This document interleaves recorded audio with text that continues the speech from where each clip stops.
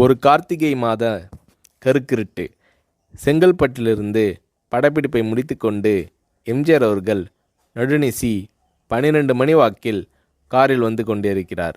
கண் விழித்தவாறே தனது காரில் எம்ஜிஆர் அவர்கள் வந்து கொண்டிருந்த பொழுது வழியில் போலீஸ் உடையில் நின்ற ஒருவரை பார்க்கிறார்.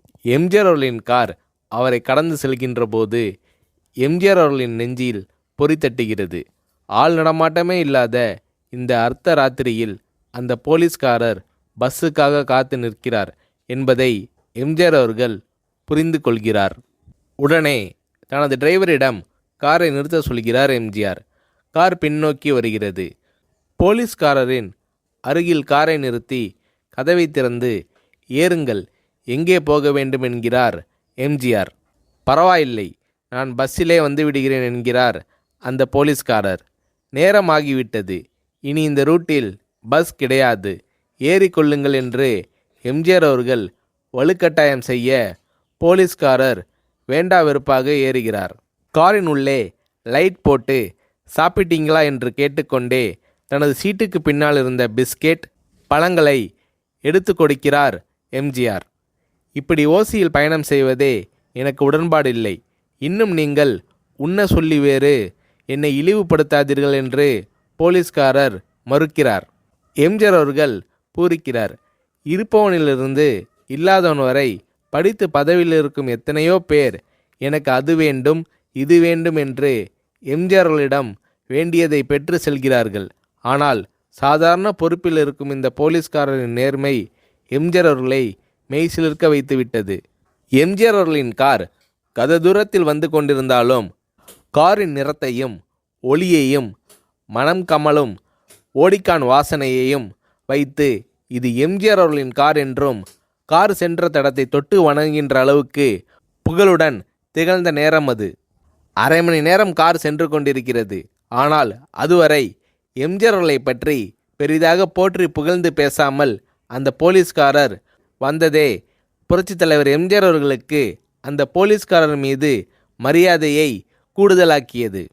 நான் தான் எம்ஜிஆர் என்கிறார் எம்ஜிஆர். கேள்விப்பட்டிருக்கிறேன் என்கிறார் அந்த போலீஸ்காரர்.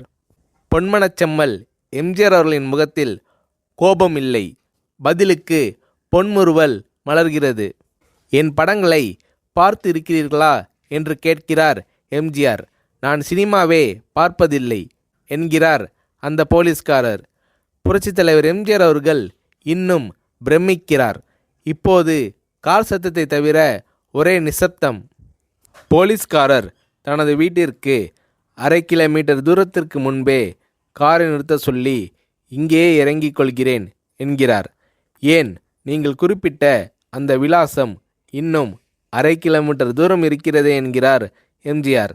சாதாரண போலீஸ் உத்தியோகத்தில் இருக்கும் நான் காரில் வந்து இறங்கினால் என் வீட்டிற்கு அருகில் உள்ளவர்கள் என்னை தவறாக நினைத்து கொள்வார்கள்.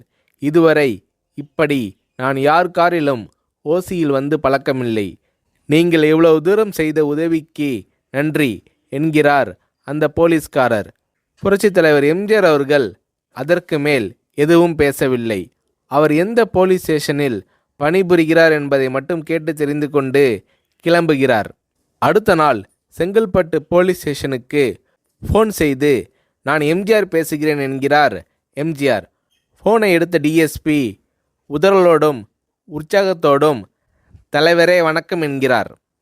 இரவு சந்தித்த போலீஸ்காரரை பற்றி விசாரிக்கிறார் எம்ஜிஆர். அந்த டிஎஸ்பி சொல்கிறார், நீங்கள் குறிப்பிடும் அவர் இன்று விடுப்பில் இருக்கிறார்.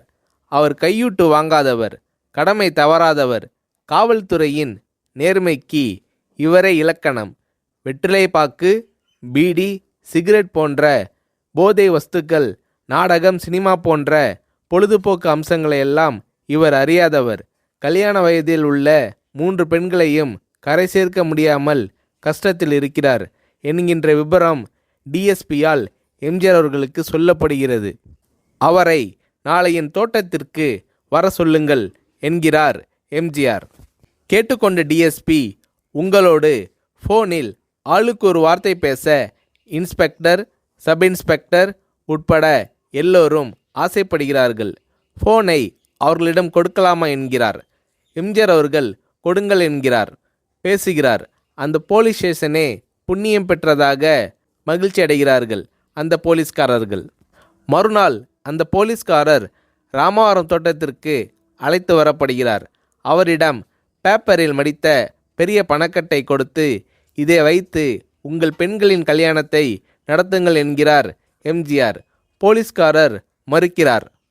நான் ஏதாவது உங்களிடம் காரியமாற்ற சொல்லி அதற்காக கொடுத்தால் அது தவறு. என்னால் ஆக வேண்டியது உங்களுக்கும், உங்களால் ஆக வேண்டியது எனக்கும் எதுவும் இல்லை.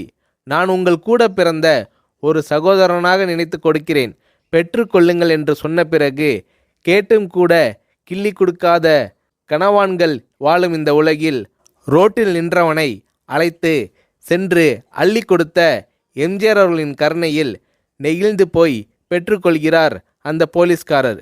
பிறகு ஒரு தேதியில் புரட்சித் தலைவர் எம்ஜிஆர் அவர்களே சென்று அந்த போலீஸ்காரரின் 3 பெண்களின் திருமணத்தையும் நடத்தி வைத்து வாழ்த்தி இருக்கிறார்.